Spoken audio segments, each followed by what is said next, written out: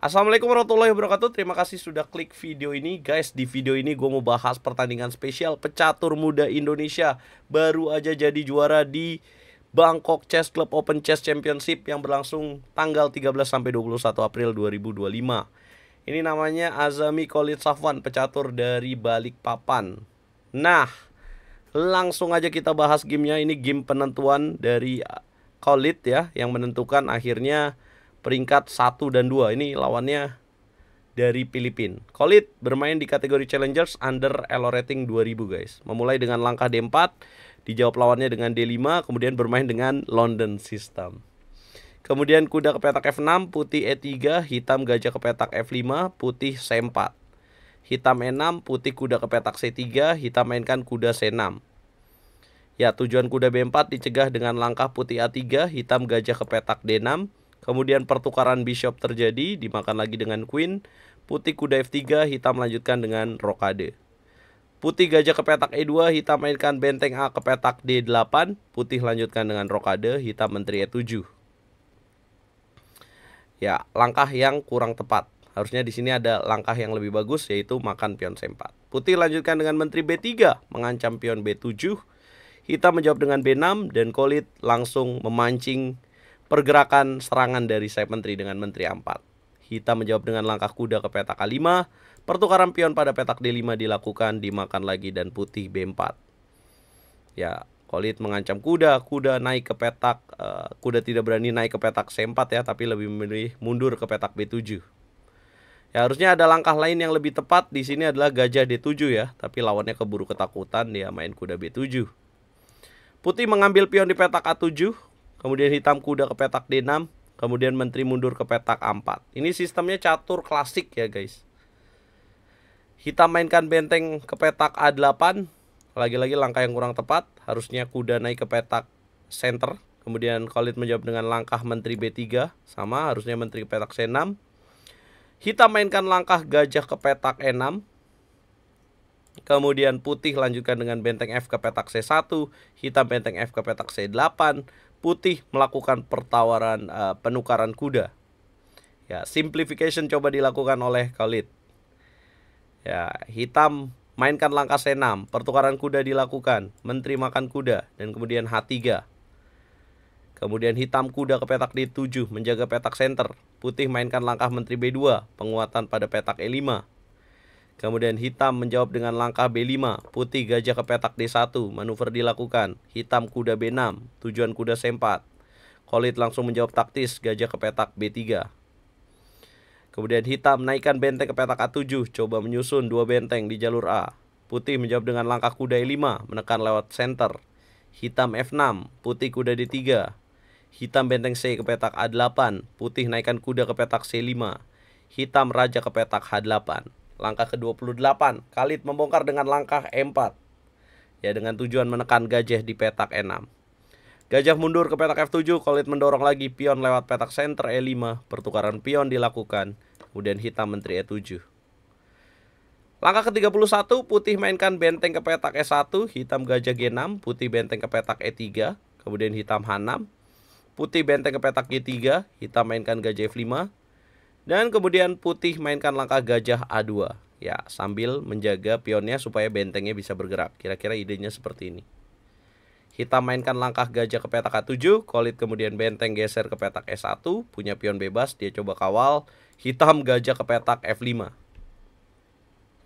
Kemudian putih naikkan benteng ke petak E3. Kemudian hitam benteng E8. Khalid manuver menteri ke petak D4. Hitam gajah ke petak H7. Bingung hitam ya. Kayaknya hanya menunggu aja. Dan langkah menarik dimainkan oleh Khalid di langkah ke-38. Dia mainkan langkah Sacrifice the Knight. Pengorbanan kuda ke petak E6. Ya, sebenarnya memiliki tujuan untuk menukar kuda di sini ya. Dia tukar dengan kuda di petak B6 milik hitam.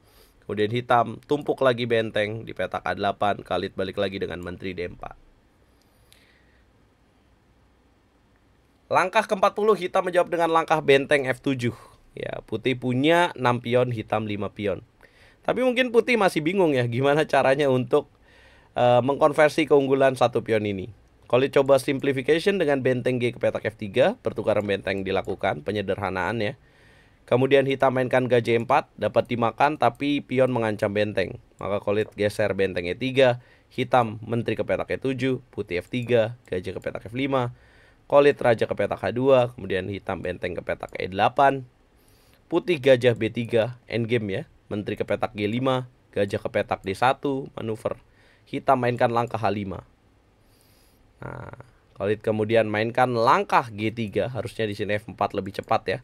G3, kemudian hitam benteng E6, dan Khalid punya kesempatan kedua dengan F4, menteri ke petak H6, dan ternyata Khalid menyusun kesolidan struktur pionnya dengan H4. Lihat, struktur pionnya solid banget. Tapi gimana caranya bisa menang ini guys? Langkah ke-50, menteri G6. Pertandingan semakin panjang, putih gajah E2, hitam raja H7, dan Khalid melakukan penyederhanaan lagi dengan gajah D3. Hitam mundur, raja ke petak H8, pertukaran bishop dilakukan, menteri makan bishop, kemudian menteri D3, hitam menteri G4. Kemudian Khalid akhirnya bisa mendorong pion F5, benteng E8, dia dorong lagi pion bebas E6.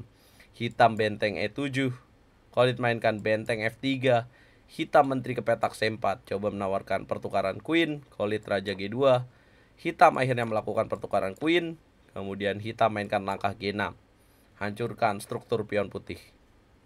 Apa jawaban putih? Khalid mainkan benteng F3, harusnya benteng C3 lebih tepat. Kemudian pertukaran pion terjadi, ya Khalid sepertinya tahu dia akan mengambil pion H5 ya.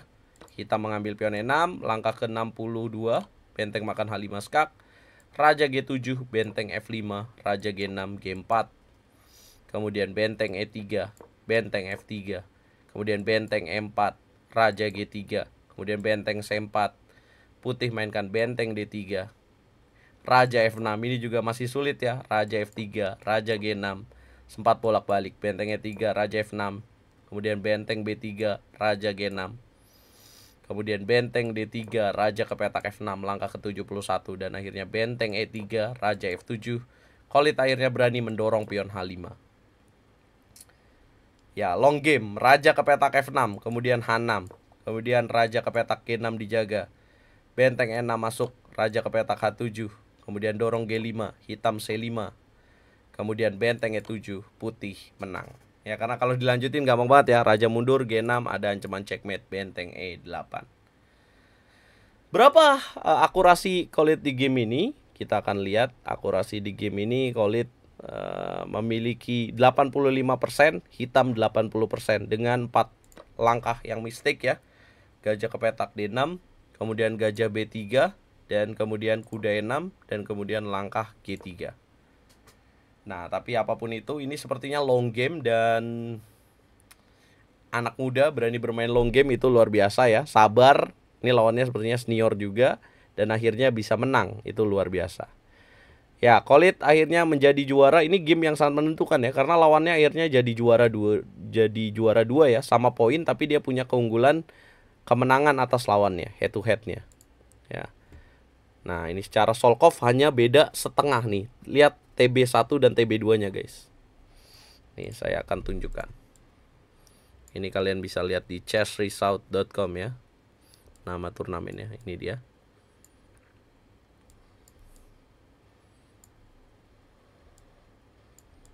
Nah, coba lihat.